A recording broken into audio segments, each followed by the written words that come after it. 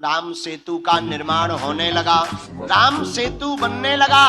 देखो वैसे तो एक बात बताएं, राम सेतु, लोग कहते कि राम सेतु क्या है? राम सेतु है, यही राम सेतु है। राम सेतु के निर्माण में सब बड़े बड़े बंदर बड़ी बड़ी शिलाओं को लाते हैं, शिलाओं को राम राम लिखकर पानी पर तैराते हैं। राम सेतु का निर्माण जोड़ने का कार्य करता है। और एक बहुत अच्छी बात है हिंदुओं के लिए, राम सेतु की कथा को हिंदुओं को जरूर सुनना चाहिए और हिंदुओं को स्वीकार भी भावपूर्वक करके जीवन में उतारना भी चाहिए। जब तक राम तुम्हारे हृदय में नहीं होंगे तब तक पत्थर नहीं जुड़ पाए तो हिंदू कैसे एक हो पाएगा। जिस प्रकार राम राम लिखकर पत्थरों को एक कर दिया, उसी प्रकार हिंदुओं को अब एक होने का उपाय अगर कुछ है तो भगवान श्री राम और हनुमान की कथा है। जो राम कथा हनुमान कथा ही केवल हिंदुओं को एक पंडाल के नीचे बैठा सकती है। यहीं पर कितने लोग नहीं बैठे, वीआईपी बैठे, वीवीआईपी बैठे, क्या राजा क्या प्रजा, कौन सा वर्ण, न क्षत्रिय न ब्राह्मण न वैश्य न सेवक, सब एक लाइन से बैठे हुए हैं। हम यही तुम्हें बताना चाहते भारत के लोगों कि भारत में कथाओं की बहुत आवश्यकता है। जब तक कथा नहीं होगी तब तक सामाजिक समरसता नहीं आएगी। तो राम सेतु का निर्माण बड़े बड़े बानर कर रहे थे राम की कृपा से। एक गिलहरी तो जानते हो, एक गिलहरी समुद्र की रेती अपने शरीर में लगाकर और भागी भागी जावे और पत्थरों के ऊपर अपने शरीर को छटपटा के दौड़ावे। हनुमान जी गौर से देखें, हनुमान जी बोले देखो गिलहरी भागो यहाँ से। गिलहरी बोली क्यों?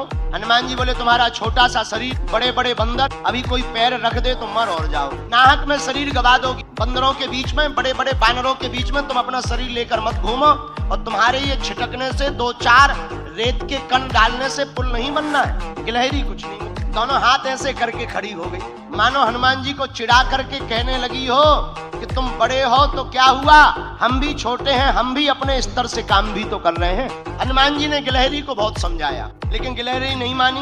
गिलहरी कहती अगर हम छोटे हैं तो सेवा तो करेंगे। जब गिलहरी नहीं मानी, एक बार हनुमान जी के ही पांव के अंगूठा के छोटे से भाग से गिलहरी की पूंछ दब गई। अब गिलहरी बड़ी चिचियाई।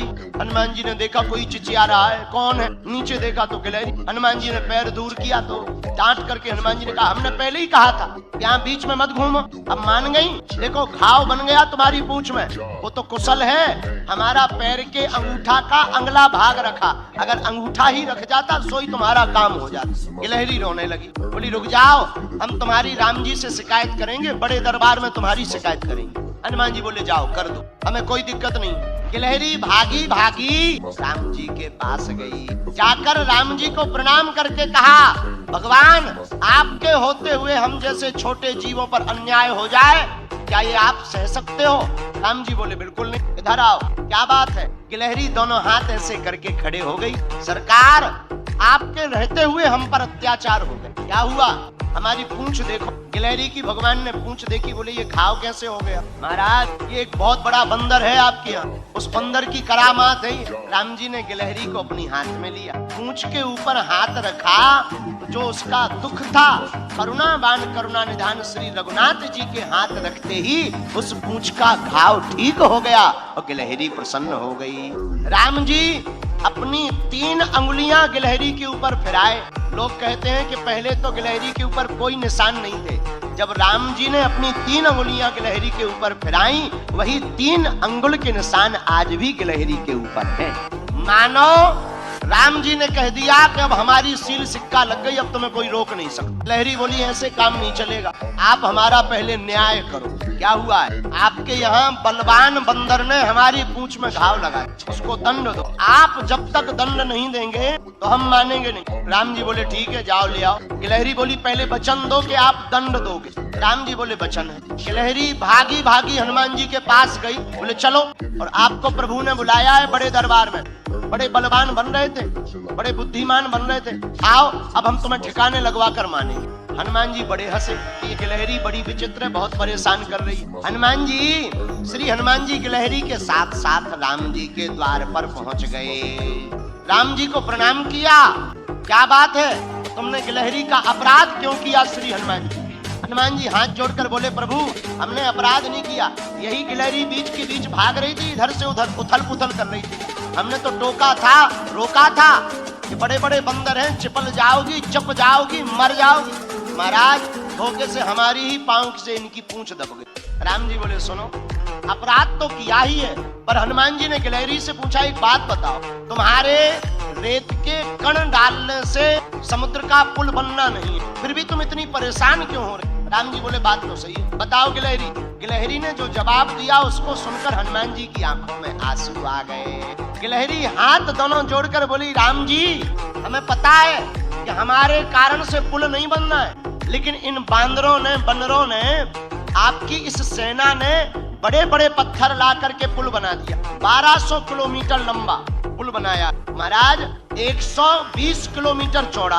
राम जी बड़े बड़े पत्थर लगे हैं, आपके चरण बड़े कोमल हैं, उन चरण कोमल जब आप पत्थरों में पत्थर हैं ऊबड़ खाबड़ रखोगे, कहीं चोट लग जाए, आपके चरणों से खून बहने लगे, तो ये बनते तो बड़े बुद्धिमान है तुम्हारे हनुमान जी, बड़े बुद्धिमताम वरिष्ठम ज्ञानिनामाग्रगण्यम सकल गुण निधानम वानराणामधीशम, पर इन्हें ज्ञान एक रत्ती का नहीं, तुम्हारे हनुमान जी को ज्ञान एक रत्ती का नहीं। हम छोटे जरूर हैं पर हमें ज्ञान ठीक ठाक। राम जी बोले, क्या ज्ञान है?